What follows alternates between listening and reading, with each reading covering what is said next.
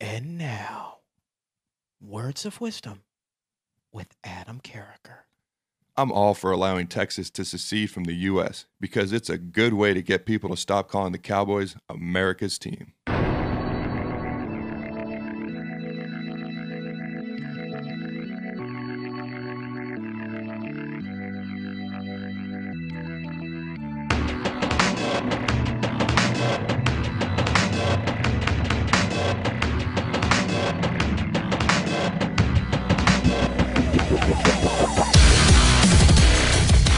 And on that note, we welcome you. Good morning. This is Fourth and Pain, the only pro wrestling show to be hosted by an NFL player and a weight loss champion. He's Redskins defensive end Adam Carriker. Howdy.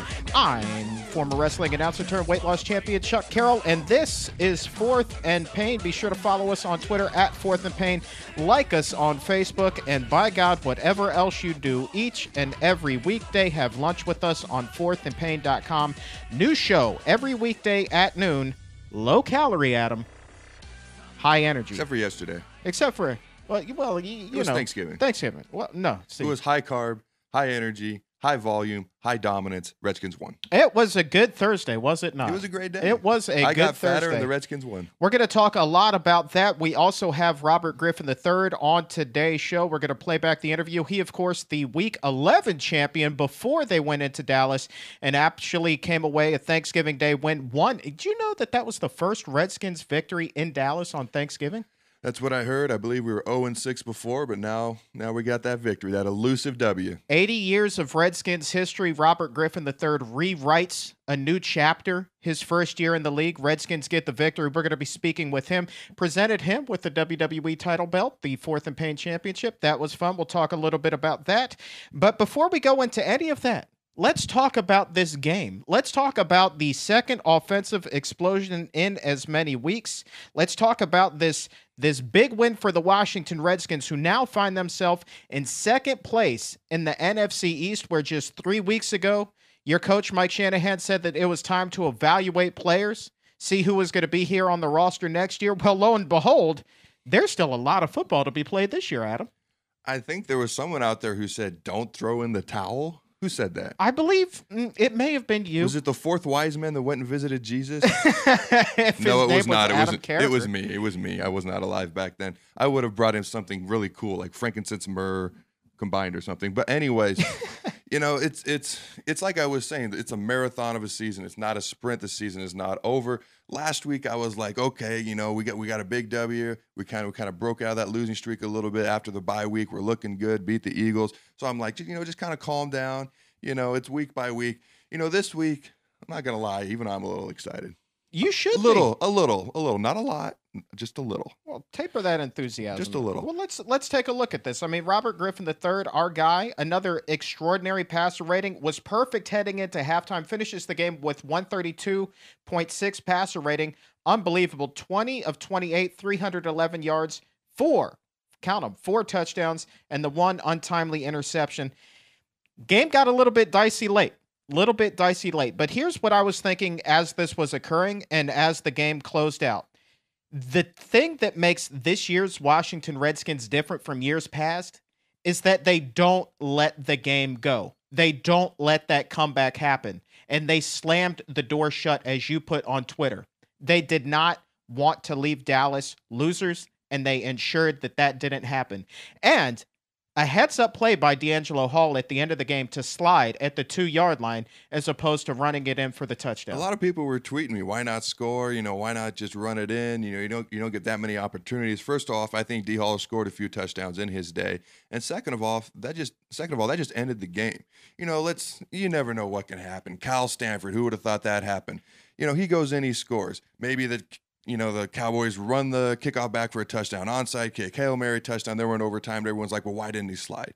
It's trivial. It's probably not going to happen. But what he did essentially ended the game and was the smarter move. Absolutely. And the same thing with me. People were tweeting me, why not run it in? There's only 17 seconds left. And my response was, because it takes away any theoretical chance for a comeback for the Dallas Cowboys. And Tony Romo never lost on Thanksgiving before. this ensured he was walking away with his first ever loss. Well, I will say this. I watched D. Hall after he slid and he was running off the sideline. You know, he's on the hands team, so it's a special teams play. Danny Smith was the first person that went and gave him a high five, which meant he was very happy with what he just did. And so essentially that was the right move. That, you know, you could argue that was the smartest play of the game. Other guys that stepped up big outside of RG3, Alfred Morris, 2-time fourth and Payne champion, Adam. He carries the rock 24 times for a $113, gets the 1-yard touchdown. And did you know, I believe he's within 80 yards or 81 yards now of the all-time rookie rushing franchise record for the Redskins? I did not know that, but I am not surprised by it. I mean, this kid is just having a phenomenal year. We're going to ask Robert Griffin III a little bit about when he knew Alfred Morris was up to big and special things during our interview. Pierre Garçon going in. I mean, you could just go down the laundry list of guys that played exceptionally well on Thursday. Pierre Garçon, question mark going in. Didn't know how his ailing toe would respond to the harder turf in Dallas. Well, he comes out. He shuts down any sort of doubt that there was. He's targeted 7 times, hauls in 5 catches for 93 yards, including a 59-yard touchdown. Big response. And, you know, he told me just last week, he said, after this weekend, watch, I'm going to get the title belt back. And so he's making a statement. He says, hey, I do want that title back. We haven't completely decided who's going to get it this week, pretty much because it's kind of a tough decision. You got Pierre, you got Alfred, you got Robert.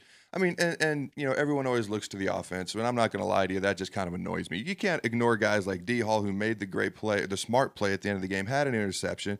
London Fletcher had a pick, had several tackles, has started umpteen billion games in a row, got hurt last Sunday, turns around on 4 days rest, starts for the umpteenth billionth time. So it's actually going to be a tough decision. We're not going to announce it until later on this week, but it's going to, you know, we might have to arm wrestle over this if we can't come to an agreement. It's because we need a little more time to figure out who's actually going to get the ball. Santana Moss, you could also throw his name in there. Mr. Clutch. This is a guy, puts in all of this hard work, this dedication that he told us, comes in during the offseason, lighter than he's ever been, returns, wants to make this roster, and he's outperforming guys, you know, facetiously, that are half his age. The old man is still getting it done and at a high level. You could watch his intensity on Thursday. Unbelievable. Oh, yeah. And actually, my favorite thing, I mean, he had great catches. He had touchdown catches. My favorite thing that he did was when that guy shoved Pierre after the touchdown. He got right in his face.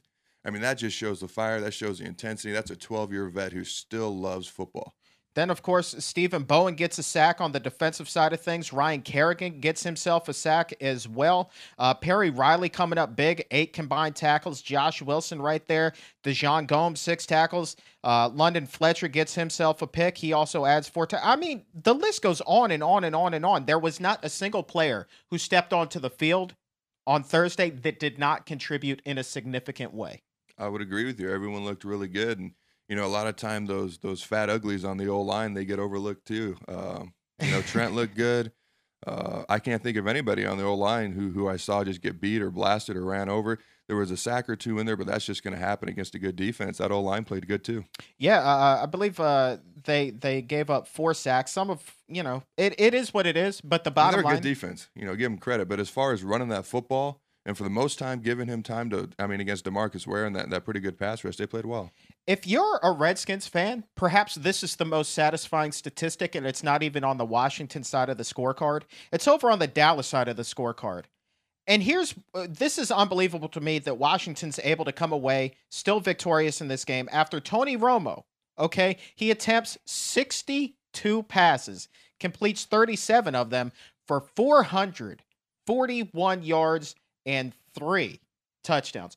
Guy throws for 400-plus yards, still can't get his win. Well, here's what was their rushing total? Look that up real quick. But I don't remember them rushing the ball very well. And when you make a team one-sided like that, and you know they're going to pass the ball, I mean, they were able to get great pressure on him on Thursday. You know what? Barry Cofield, I don't think he got a sack, but he was there hitting him many times, knocking him down. Bo got the sack. Kerrigan got the sack. I mean, they got a lot of pressure on him. They only had 11 rushing plays the entire game. 11. I mean, that tells you they didn't even think they could rush the football. And our defense has been good against the run all year. Say what you will about the pass, but they've been good at stopping the run. Let's talk about moving forward. Let's talk about what's going to happen next Monday night. Big game, FedEx Field, New York Giants. Here's the thing, Adam. If they lose today against the Green Bay Packers, This is a battle for first place. Well, that's what I was going to say. We got to talk about that game tonight with the Giants and Packers then. Right. Because we are go, Pack, go. All of a sudden, we're rooting for the green and yellow, the Packers. And the Redskins nearly beat them in New York the first go-around. To me, this game is very interesting because, first of all, the Packers should be 8-2, not 7-3 if you take out the fail Mary play. Right, exactly. So they're actually a lot better than people think. And last Sunday night, the Bears, or a couple Sunday nights ago, the Bears were 7-1, Texans were 7-1. Well, the only team to beat those two teams until then was the Packers, and they pretty much spanked them both. Right. So I think the Packers are kind of, if it's even possible, flying under the radar a little bit right now.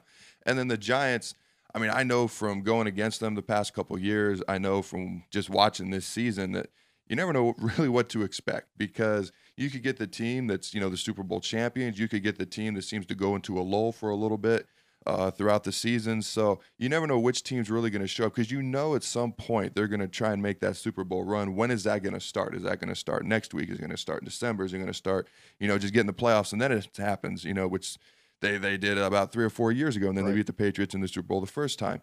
So you never know what you're going to get out of them. But what we see out of the Redskins right now is a defense that's playing well and an offense that's clicking. And I don't see any rookies hitting any rookie wall either. And I think that's a huge deal.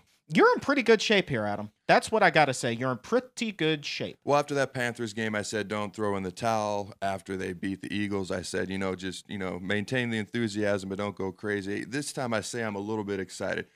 We get the Packers to beat the Giants tonight, which is no easy task. It's no gimme. We'll see what happens. We'll both be glued to the screen to see what happens. But if they do pull that off, then all of a sudden we're playing for first place. That's what you play this game for. That's why you're in the NFL, to win division championships, to get into the playoffs, and to hopefully make some sort of a Super Bowl run.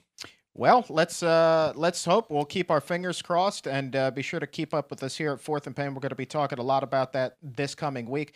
But in the meantime, we got to take a little bit of a break. We're going to come back. We're going to talk a little bit about wrestling. You talk about being glued to the screen Sunday night. Well, a little birdie told me, and I'm not letting any cats out of the bag, but a little birdie told me we should probably be glued to the screen this Monday night as well, and I'm not talking about the football game. So stick around. This is Fourth and Pain, wrestling on the other side.